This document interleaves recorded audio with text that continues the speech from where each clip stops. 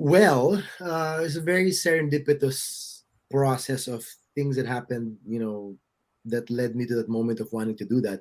One of which was, I think it was around 2012 when on ANC, I was one of the anchors in ANC at the time, and our guest for the show was a woman named Jeannie Goldburn. She was launching at the time her foundation called the Natasha Goldburn Foundation, or NGF, and which is focused on suicide prevention and awareness for depression and mental health disorders. And literally 5 minutes into the interview, I started to talk about my experiences as well. And Mhm. all of a sudden, our producer was like, "What's happening? This is supposed to be an interview." It became a conversation, and Mhm. it came out well. The feedback was really good. That here was this newscaster, all of a sudden talking about his experiences going Yeah. through depression and anxiety as a teenager. Like, wow, that's rare for someone to admit it on live TV, which I did. Mhm. And it was a revelation of sorts because I felt with the feedback I got, which was good, like, hey, wow, this is something I could talk about. Shortly after that, Jeannie, who's actually a family friend of my mom's, invited me to give a talk in La Salle, Das Marinas, a few months down the line. Oh. So I was talking to a full gymnasium of kids and talking about my experiences, and the feedback was great. Kids went up to me and said, "Thank you for sharing my story." That just by hearing my story, they felt inspired and they felt motivated that they too can handle their challenges at the time. And I didn't realize that me telling my story could have an impact on others in Mhm. terms of if they're going through something I went through as well. And then looking back to when I was, going through my roughest times as a teenager, I had a mentor who also was a wounded survivor. His name was Max Ricketts, and he was a man Mm, giving yeah. free counseling in Santuario de San Antonio, Makati, and he survived manic depression during his time. And when I first met him, like, oh my God, you're alive, and I'm like, remember, this was in 1992 when I was going through mine, and I was like, there's no Google at the time, so there was nobody, very little information we could research. And when I met a man who I was told went through worse than I was, and I'm like, he's alive, okay, I have a chance, so he gave Mhm. me hope.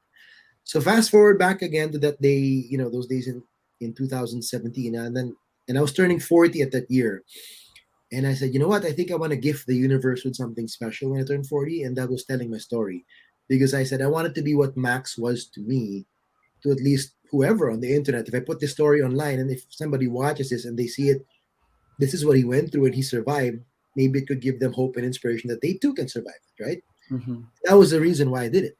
Even though there was a risk in terms of, being so raw and authentic and vulnerable, telling my story, and people may judge me, this and that, but I was like, you know what? I'm okay naman now. So okay lang. I mean, if they see that as my past and that's what I went through, that so be it. But at least I felt that it was important for survivors to come out, because if you look at the time, if you look at other conditions, there's like AIDS, there's Magic Johnson, cancer, Mm. cancer survivors, and ang daming icons who are survivors for other conditions na people get to look up to. But if you Oo. look at mental health at the time, the famous names you think of are those who commit suicide. I'm like, why is Mm. that always the conversation when it's a topic of mental health? The names that pop up are those who lost their lives because they were at the end of the rope and they had very little help and they gave up.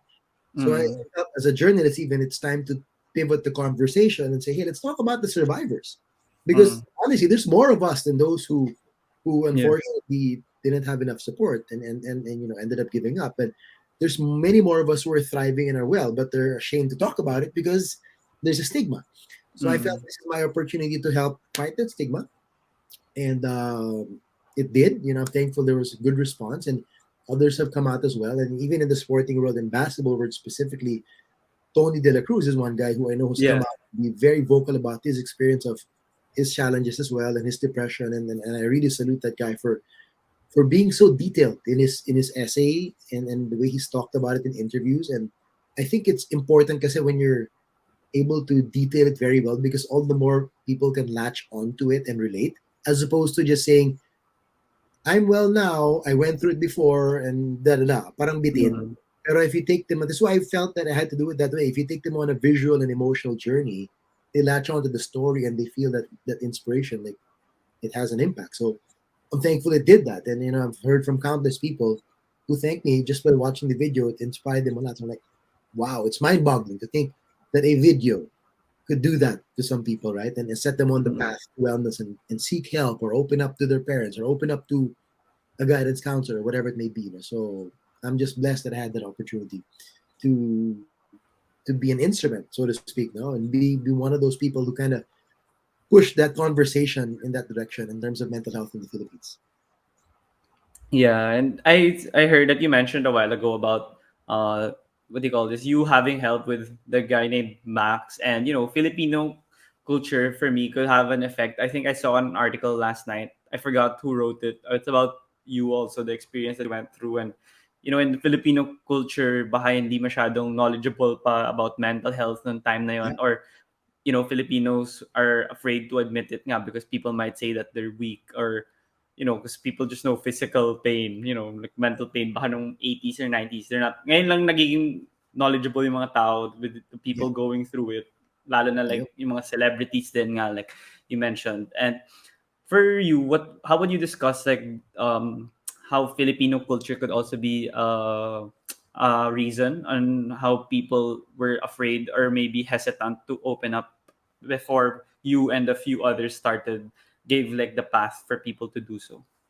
For sure. I mean, I think a lot of it has to do with parenting. Unfortunately, I think mindset and method of parenting needs to evolve. There's a lot of parents out there who are still they're the ones who are afraid of the stigma mostly because nahihiya sila to tell people that their child might be going through this and that.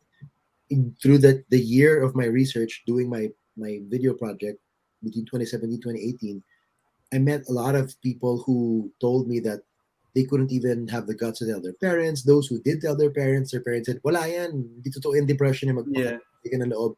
So I'm like, wow, may ganun pala. I mean, I've heard of it, but it's my first time to hear these stories firsthand from firsthand, yeah. people who had these kinds of parents. I'm like, I didn't realize it was like that because back then I had my mom and she was so supportive. I ran to my mom Mm-hmm. right away and she was my number one supporter from the get go. And then here I'm meeting people who were afraid to bring it up to their parents, those who brought it up to their parents and they were shunned and they were dismissed. And like, oh my goodness, I didn't realize it was that bad of a situation. So that's something, and then actually after my video came out, I heard from some people that they use my video as an icebreaker for their parents. I'm like, wow, Mm-hmm. glad that it could be used in that way too. So I think that's one big hurdle in terms of at least for the youth, for the younger generation when they go through mental health challenges. The parents are a big challenge. Another is school as well and culture in schools. But thankfully now more and more schools are more open to discussing these issues in school. The more that you talk about it, you lessen that stigma. Like my high school alma mater Ateneo, I'm glad that they've even highlighted it every year, and they have a mental health week or mental health awareness week, and I've guested there, given talks there, and I'm glad they're taking a proactive stance on it. So yeah, it's for me that's those are the biggest challenges now in the situation in the Philippines, especially with the younger generation. Social media as well. Social media plays a big role in it.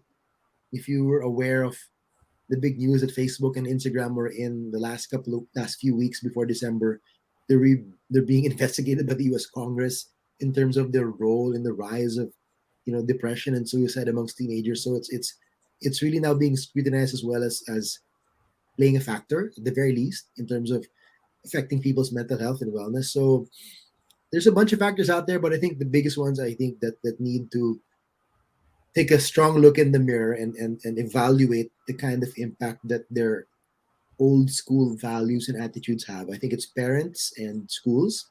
And once they acknowledge that and they know that there's some things that need to be done and to change and to have hard conversations with the community, then I think we'll take a big step in terms of helping a lot of kids, ease up from their stresses and pressures and lessen, these incidences of depression and anxiety early on. Because for me, my advocacy has pivoted now to prevention, understanding where the triggers are coming, whether it's parents, school, academe, social media.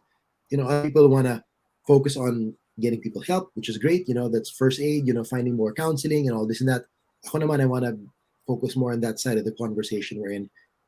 Where is this coming from? Not everybody is getting it because they have a chemical imbalance. A lot of cases are coming out because of societal triggers. Mm-hmm. And those are, for me, um, avoidable if we can figure it out. Diba? If we can figure out what these triggers are, and maybe changes can happen within that culture.